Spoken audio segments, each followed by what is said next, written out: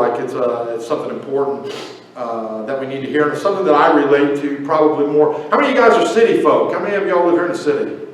So those of you that live in the city or near the city, you're probably going to be able to relate a little bit better. I don't know, we have fire departments and stuff in the rural areas of our communities and stuff. But the sound of sirens, there's two things that happen here in the community all the time. As a matter of fact, I don't know if this is systematically set up or if there's somebody that literally calls for the ambulance service every morning at 7 a.m. I've never found this out, but every morning at 7 a.m., like clockwork, from 16th Street, you'll hear them kick the sirens on out behind Taco Bell, where the ambulance service is, and they will come all the way up 16th Street, and in every intersection,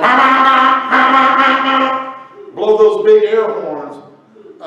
Well, I live literally a half a block off of 16th Street, so those big air horns just rattle my cage at 7 o'clock in the morning. They do it every day. I can tell you when they're at the intersection by the swimming pool. I can tell you when they're at the intersection at Hardee's, and so on and so forth. And it's like they take Main Street every day through town just to say, wake up everybody, it's 7 a.m. and your ambulance service is here and well, let's go.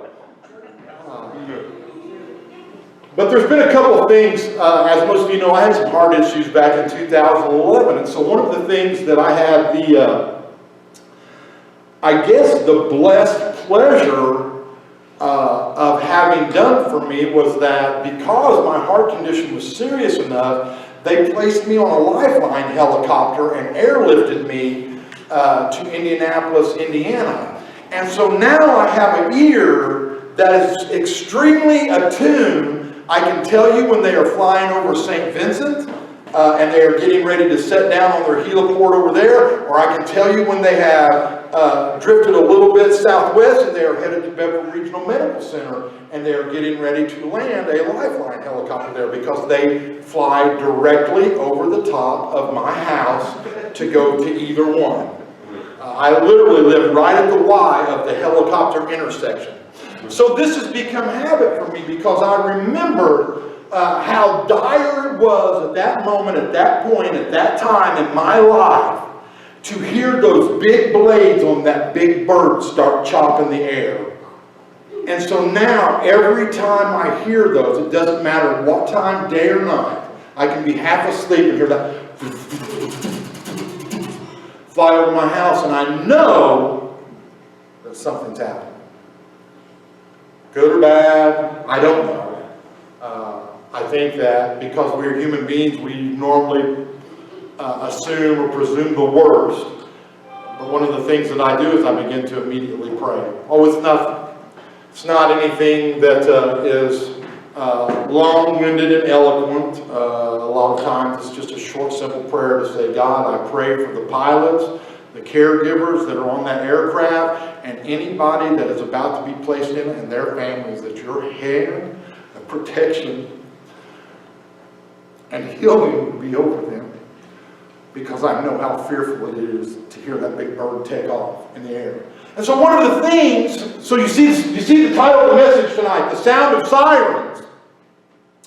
Well, there's a thing that happens when you live in the city. You become conditioned to the sound of sirens. I've noticed that as I get older, I notice the direction the sirens go all the time. When they go up our street, I think about Joe and Debbie, and I hope that everything's all right over in their neck of the woods, because I know that they are headed that direction. When I hear them go down 16th and either turn at Hardee's or go down to where CVS and where Walgreens sits on the corner, and I hear them make a right turn, I immediately, almost every time, get on the phone and call my mom and just say, hey, what are you doing? Oh, I don't ask her if she's all right or nothing, because I don't want to freak her out. She says, oh, nothing, just sitting here listening to the ambulance right down the road. Oh, well, me too, just want to make sure he was all right. When I hear them take off the other way up 37, I think about my sister who lives up at the top of Patton Hill. My mind immediately goes to people in different places every time I hear the sound of those sirens. There's a reason for that. Now, Dale, my father-in-law back there, he's an old rock and roll historian, so he may correct me on this, but I believe I'm right.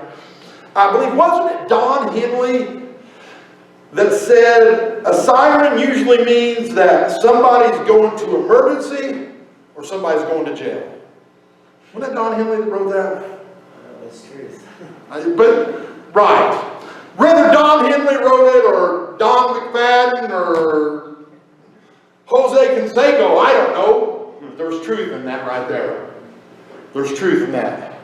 When you hear the sound of sirens, you immediately become aware that there is something sadly broken in our world. We don't live in a perfect world. We live in an imperfect world. A world that is broken. A world where sirens run to either criminal activity that is destroying and depriving somebody of their life and their livelihood, or an emergency where, again, the sound of sirens are awakening us. They're opening our eyes. They're awakening us in the night that something is desperately wrong and needs to be made right.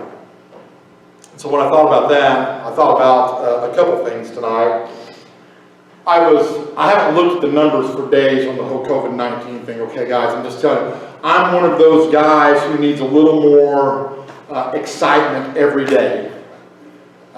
If things don't appeal to me every day, I lose interest in it. I'm just telling you, I've lost interest in COVID-19. I've lost interest in the coronavirus. I didn't turn my TV on all day today, man. I had a counseling session here at the church with one of my counselors at 11 o'clock today. Had a great counseling session with them. Took a little nap, rested. I didn't turn my TV on all day today. I'm just over it. I'm over hearing about it. I'm over the way they have manipulated so much of our society with it. Whatever. I'll keep my mouth shut before I get in trouble. Well, I mean, you know, hey, it is what it is, right? But I thought about this here at Heaven Nevada here a while back. I drove my mom's truck out there for some reason. Oh, we were moving a freezer or something for him. I drove my mom's truck out there, and it was the day of chapel. And so I was speaking to them in chapel, and one of the things that my mom had in the front seat, she always has these, COVID-19 or not, are these little bitty packages. They're just little bitty thin packages. Have like 5 or 10, like they look like baby wipes, but they're Clorox disinfectant wipes. And I was sitting there, I had this whole message planned out in my mind, what I'm going to preach, what I'm going to say this morning to all these guys at Heaven Nevada Healing Center, right? I'm pumped up, and all of a sudden I felt something wet on my rear end. And that package of those 99% disinfectant wipes were open, and they were leaking through my pants, into my underpants, and on my leg. And so I picked them up out of the seat, and I thought, Mom, gosh! And then I looked at the package, and it said, kills 99.9% of viruses and bacteria. And God said, your message just changed. That ain't what I prepared for. So I started flipping through the Bible, flipping through the Bible, flipping through the Bible, flipping through the Bible, flipping through the Bible as quickly as I could. I found a couple of scriptures just to go with what I wanted to say. But the moral of the story was this. I went in and preached with a wet rear end of Clorox disinfectant on my tail end, but I was reminded that I had something that was more effective than a Clorox disinfectant wipe, and not only curing COVID-19, but keeping me safe from it. I have Christ Jesus, who lives in my heart, who's in my life. He's 100% effective. Amen. 100% of the time. Come on. He is my hedge. He is my protection. He is my shield. And so even when I hear the sounds of the sirens, I can know that if my God be for me, who can be against me? He is still the Alpha and the Omega, the beginning, the end, the first, the last, the author, the finisher of my faith. I'm not going anywhere until He says so. Amen. And when He does, it was my time to go.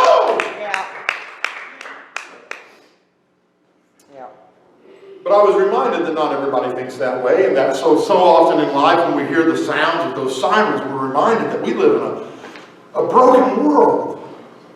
A world where criminal activity takes place, heart disease, death, devastation, destruction, earthquakes, tsunamis, all kinds of things that in a moment can take life. COVID-19, the coronavirus,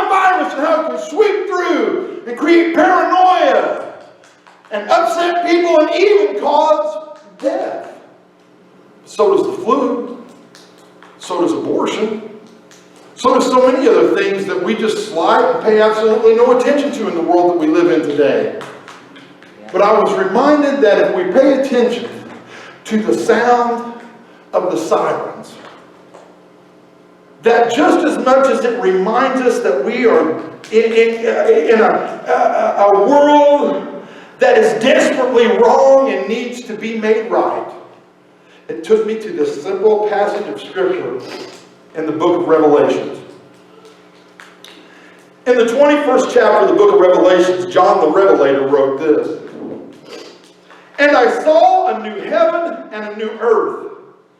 For the first heaven and the first earth were passed away. And there was no more sea.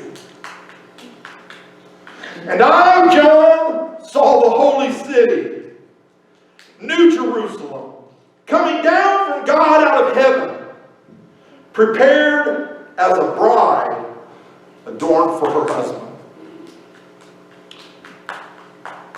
And I heard a great voice out of heaven saying, Behold, the tabernacle of God is with men, and he will dwell with them, and they shall be his people, and God himself shall be with them, and be their God. Do you understand what I'm saying to you today, church? I serve the El Shaddai, the God who is more than enough. I have experienced heartache and pain. I have experienced the brokenness of losing someone I love. I know what those sirens mean, but I have also experienced the greatness of God Almighty in my heart and in my life. And I know that when I hear those sirens, I don't have to relax in disappointment and despair, but I can lift my head in happiness and hope and know that the King of Kings and the Lord of Lords is looking out for my life and for the life of those that I love. And even if the siren is pulling up to the place of someone that I care for deeply, I hope and my prayer will always be this, that I can know that for all of you that sit under the sound of my voice, that are watching us live streaming or however you're watching us tonight, whether you're watching us now or you're even watching us later, that your decision has been to ask Jesus Christ, the Son of God, to forgive you of your sins and to come into your heart and into your life. He is more than 99.9% effective to remove all virus and all bacteria and all sickness and all disease and all the sirens that we will forever hear echoing throughout the communities that we live in. You see, we live in a broken world. A world that's broken because of sin. But it goes on and it says, after verse 4, when God shall wipe away all the tears from our eyes, and there shall be no more death, neither sorrow nor crying, neither shall there be any more pain. For the former things have passed away. I understand why some of the old men of God that, like Victor West, that I sat with at Hobbyville Community Church.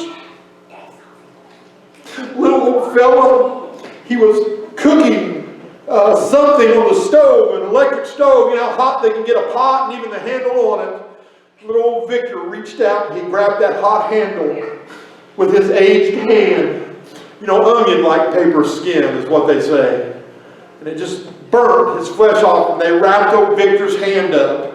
And I remember I was worried about him that Sunday in church, and he was sitting right next to me in church. And I remember that Sunday in church as we were sitting there and the worship music, oh, it wasn't great and spectacular like so many churches have today. There wasn't 45 musicians. It was just my pastor up there singing an old glorious hymnal song, and the people that were in the church were just congregating together and lifting their voices, and I began to feel Victor's old bandage-wrapped old man hand reach over and grab my young hand in that pew, and I began to hear him cry. Oh, I mean a deep-bellied weeping, cry, and he began to laugh at the same time, and I can't explain to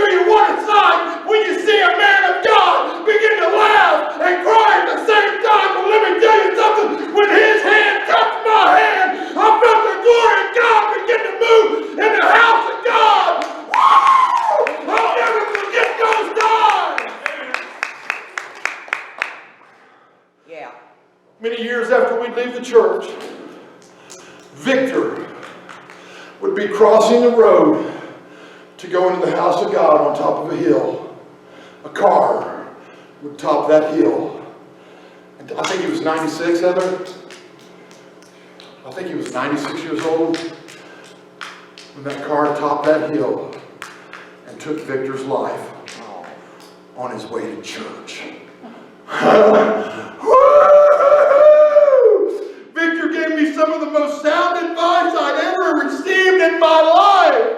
I was going through a time not much different than the time that I've experienced so many times in my life where I have failed and faltered and failed God miserably. And Victor held my hand one more time. He said, brother, get your head up. Get your head up. It's down in the valley where the lilies grow. Look, it's beautiful down here.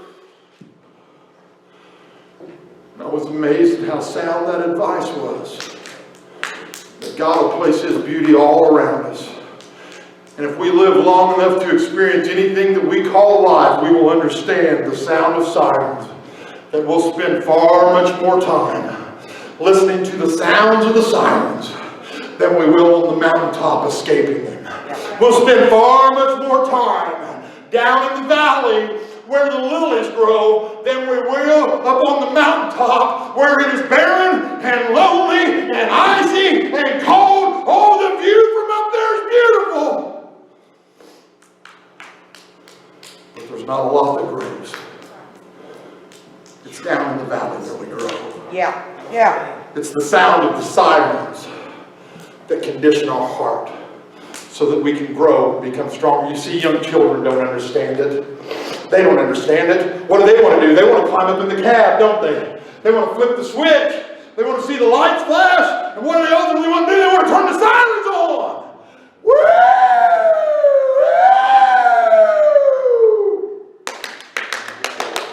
It's loud, it's noisy, I love it. And then you get my age, your age. You step off into becoming an adult and you realize that you have children who are in automobiles driving up and down the roadways that we live in. You realize that you have family that live in different areas and places across town that you can't immediately get to and help. And so now those sirens have a whole different meaning, a whole different outlook. But listen to what it says finally in the book of Revelation. After John gives us all the hope that he has given us, listen to what he says in verse 5. And I'll quit. Dale, you can give me music on this one. And he that sat upon the throne said, behold, I make all things new. Amen. And he said unto me, write, for these words are true and faithful. Even when I have not been, he hath been to me. Amen. Even when I have lied, his truth has sustained me. Even when I have been unfaithful, he has been faithful to me. Yeah. I cried at this altar before I stepped up here to preach tonight because I can't believe that God loved me enough. He would allow me to get up here and utter his promises to the people that he cares so much for. What a blessing, what an honor, and what a privilege. May I never take it for granted, and yet I have. Put in a position or in a place to share God's word. Right, brother? Please don't ever take it for granted. I know we have. It's part of the valley. It's part of the valley. Sounds of sirens. Is that Don Henley? I knew it. I was right. He said in that song that you're hearing right there, when you hear the sound of the sirens, it means one or two things. Somebody's going to emergency, or somebody's going to jail. Either way, it leaves a broken people in dire need of a helping, healing, hope-fulfilling God. And that can only come through knowing Christ Jesus as his Lord and Savior. Would you stand with me tonight? If you haven't prayed and you haven't asked him into your heart and into your life, I'd encourage you to do just that tonight. Just to pray a simple prayer that would say, Jesus, forgive me, a sinner. Come into my heart. Come into my life. Save me, change me, so that I can be like your Son, Christ Jesus. Thank you for your forgiveness. Thank you for your love. Thank you for your goodness. Thank you for your glory. In Jesus' name. If you prayed that prayer, go out here and tell somebody. Don't be ashamed. Don't be ashamed. You wouldn't be a bit afraid if you heard the sirens moving to your neighbor's house tonight to go outside and step out onto the porch and look and to see what was happening. And yet we will take somebody who can remove the sirens and the tragedy that follows them everywhere they go from our lives. We'll elect not to tell anybody about it. Shame on us. Shame on us. Shame on me. I want to do more for God and for His kingdom. Heavenly Father, I pray that you'll send us out of here tonight with just that, with the goodness and the glory of God all around us and upon us, and that God, we can leave here with the glory and the magnificence and the might of God Almighty, inspiring us to go forward and to tell others of your love, of your excellence, of your mercy, and of your grace. In Jesus' name I pray. Amen. God bless you guys. Thank you for a wonderful Wednesday night.